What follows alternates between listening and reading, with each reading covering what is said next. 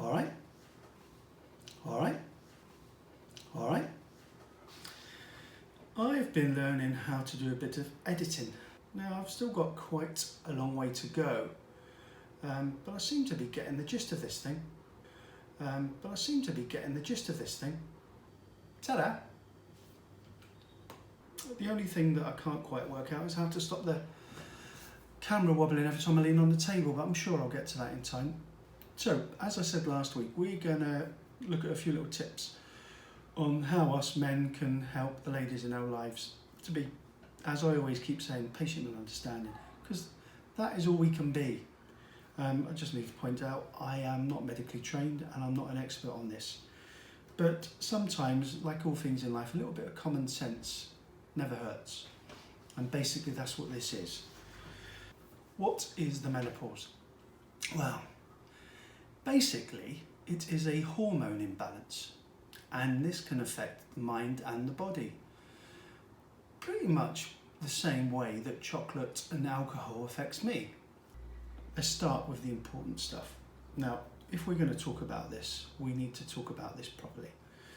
Now, I've done a bit of research into the menopause and the symptoms and all the rest of it, like my wife has done.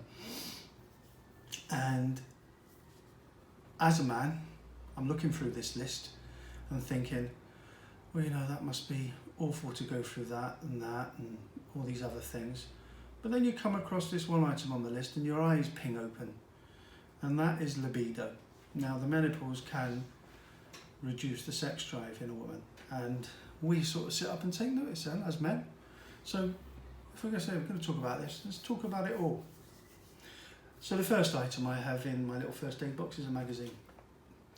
This is symbolic, and as you can see, it's Slimming World. And that's because, for the sake of research, I tried to find a magazine. You know, the ones that we used to get years ago. I couldn't get one. So like I say, symbolic. And anyway, there's much better stuff on the internet nowadays. It goes in the first aid box. Then we have tissues. They go with a magazine. And obviously if you haven't got tissues, there's a sock. But let's not lower this conversation. Let's get to the real stuff. So, headaches. Ibuprofen, paracetamol, because one of the symptoms is headaches and they can appear any time. So they do it. Also, a bit of acid, a bit of reflux, that sort of thing. So we've got some antacid tablets and a big bottle of Gaviscon, just in case. Now, also the menopause, you can get a drop in energy levels and things like that. So I always keep a little box of Pro Plus as well, just in case that could help. And then we get onto the other stuff that everyone knows about the menopause. In days gone by, we used to call it the change. And all you'd know about it was, oh, they're having a flush. But it's a lot more complicated than that. And my wife can get the chills sometimes for no reason. I could be nice and warm, she gets the chills. So I've got a nice little blanket there, I'll just throw over her to keep her warm. That's how kind and understanding I am in the first aid box.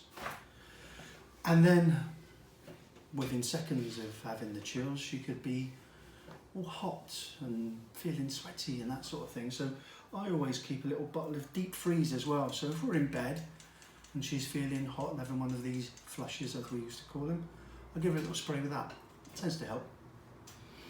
And the other thing, if you read the list, is vaginal dryness. Now, like I say, I'm not an expert, but nobody likes cracked lips. So there's a chapstick in there as well. And it goes. And also you can put on a bit of weight with the menopause. Again, hormones. But what I did last Christmas, I decided to buy my wife an exercise mat. You know, just because I thought she'd appreciate that and it'd be helpful. I'm trying my best, like I say. I'm not an expert on these things. Another symptom of the menopause is mood swings. My wife can be happy one minute and sad the next. Euphoric one day and then angry the next. And as a man, it's our fault. It always is, always was. As a middle-aged man, you come to learn that everything is your fault. I'll give you an example. My wife pranged the back of her car the other day, and that was my fault, because 3 weeks before that I had to reverse her car onto the drive for her, and when I got out I didn't push the seat back far enough. I was one notch out, so obviously her pranging it 3 weeks later was my fault. I'd like to just finish by saying I'm doing these weekly now, just to see how it goes. So if you have been liking them, finding them educational in any way, I would ask you please to like them and maybe even subscribe, if you could. And I will see you next time. Ta-da!